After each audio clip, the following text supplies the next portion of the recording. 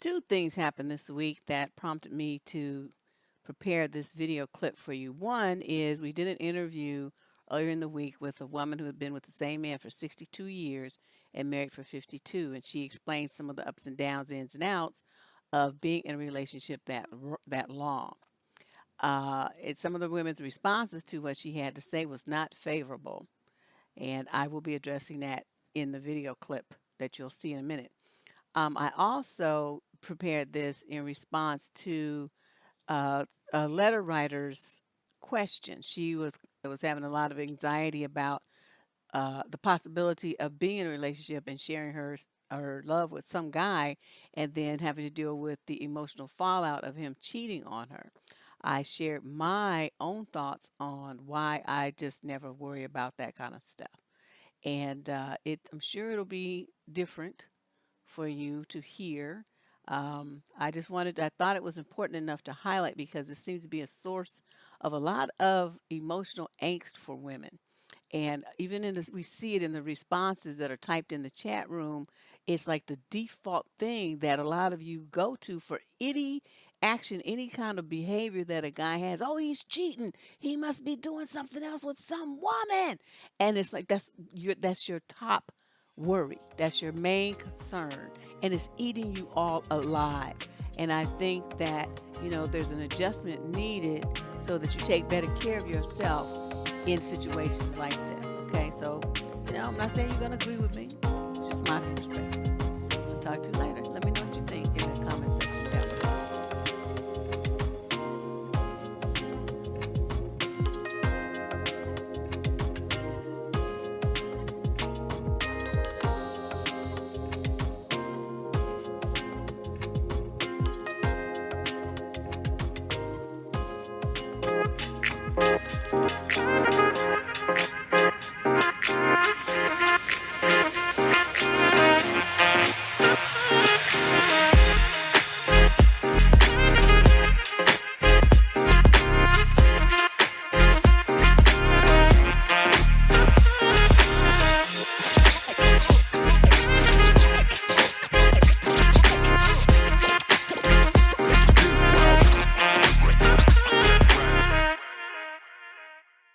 Okay, our last question. This is from a woman, 37 to 45, out of Atlanta.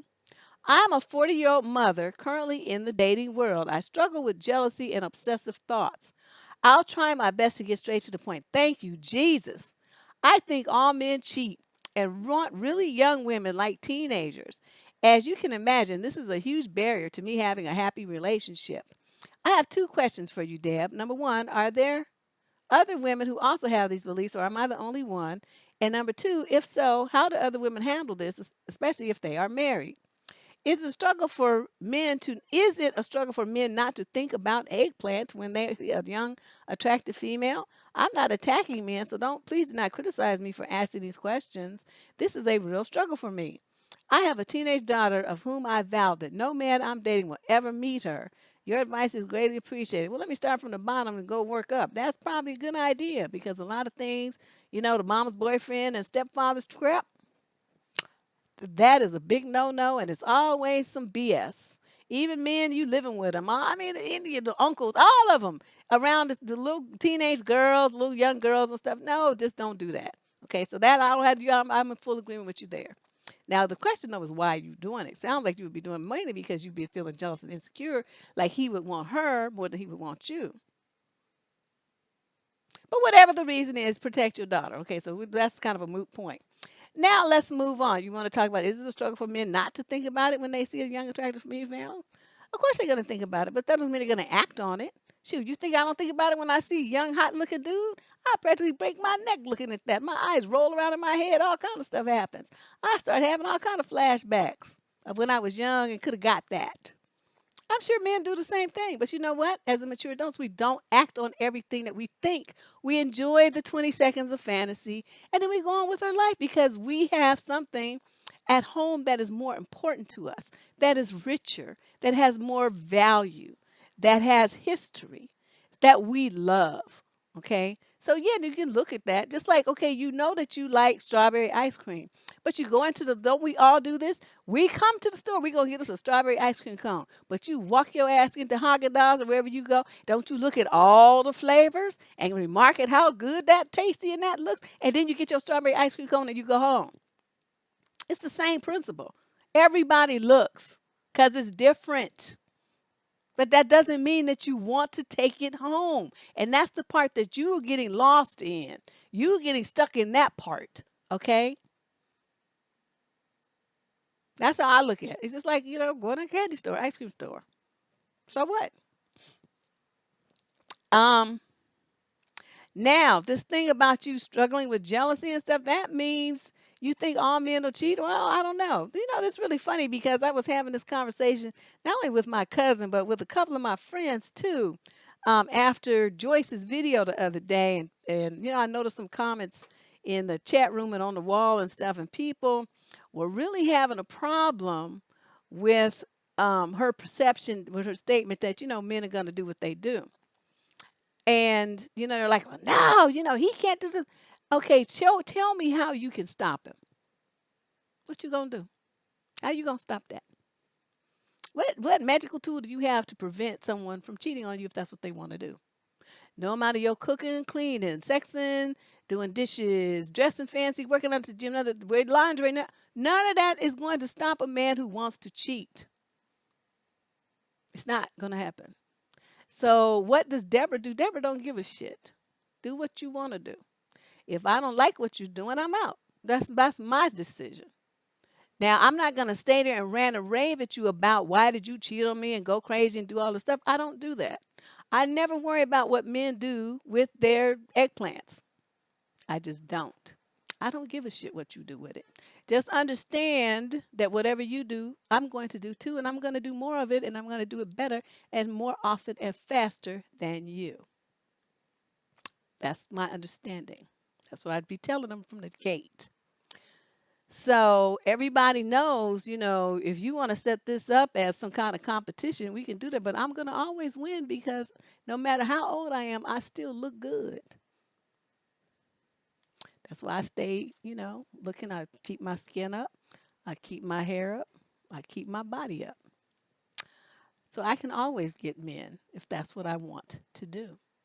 So it's the kind of thing like, I don't know. I just can't, because they use that as a power over you. Like this lady here, she's like all in a tizzy about what men that she's not even with, don't even know, and is not dating, not married to, nothing, might do about some woman that she doesn't know. This. See, do you not understand how crazy you can make yourself with this kind of concern about what someone else is doing? The only person that we control in this world is ourselves. And most of y'all don't even do that very well. You try to be on a diet. You try to stop smoking. You try to make yourself get up and go to work on time. Get the kids up for school. Eat more vegetables. All this kind of stuff. People fail miserably. That means you're not even controlling yourself. But yet you think that you have the power to control some man and make him not do whatever it is he wants to do. He has to not want to do those things because he feels like it would be more of what he has is of more value to him than what he might get over there. And if a man has that kind of relationship with you, then he won't cheat. If your woman has that kind of relationship with you, then she won't cheat. But anytime people feel like, well, this is just regular or whatever, and they can do that with impunity, then that's what they're going to do. And you don't have the power to stop that because the only person you can be is yourself. Always be the best version of yourself that you can be. I'm not saying you just, slack off and just be a bum and stuff and think that, your mate is going to be just as excited about seeing you and dealing with you as they were when you weren't a bum. But, you do your best. And then in a situation where this person decides that whatever your best is isn't good enough for them, and then be out. But I just wanted to say that to you ladies because I think it's important for you to kind of get a grip on yourselves and stop thinking that if a man does that it means there's something wrong with you, that you're somehow less, you're not good enough. It doesn't mean that. It just means that whatever it is he's looking for, he feels like it's going to be over there. And so he's gone over there to find it. And if you don't want him coming back to you after he's been over there looking, then the answer to this question is very simple. Just cut him off and move on to somebody else. To me, that's the bottom line. That's all there is to it, you know. So that's all I can tell you, lady. And then you might want to, since you having all these obsessive thoughts about some stuff that ain't even happened yet, and you being all jealous and insecure and stuff, you should get yourself some therapy, because there's a reason why you think all these things. You didn't go into it. Thank you for keeping the letter short and not going into your whole life story. I appreciate that.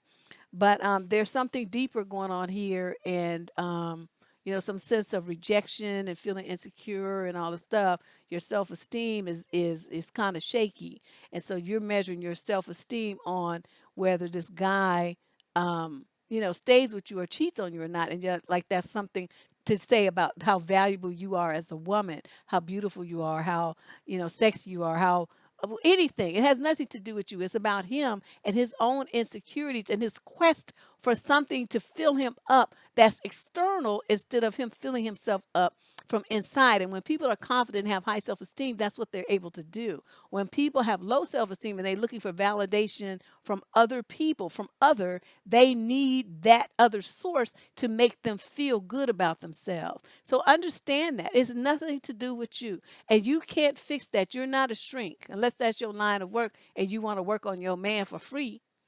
But you got to understand, put this stuff into perspective. There's a lot of damaged people out here. They have deep emotional wounds from their childhood or whatever. You can't fix that. They're going to be trying to fill up them empty holes in whatever way they can fill them. And if you don't want to be a part of it like me, then just chuck up the deuces and be out. I'm not going to tell you that you have to be changed to be what I need you to be. I will never tell anybody that. But if what you are is not in line with what I am, then we can't be together. And it's very simple, it's very easy, and it's very peaceful. We don't need to have no big whole conversation about it. It's not that big of a deal.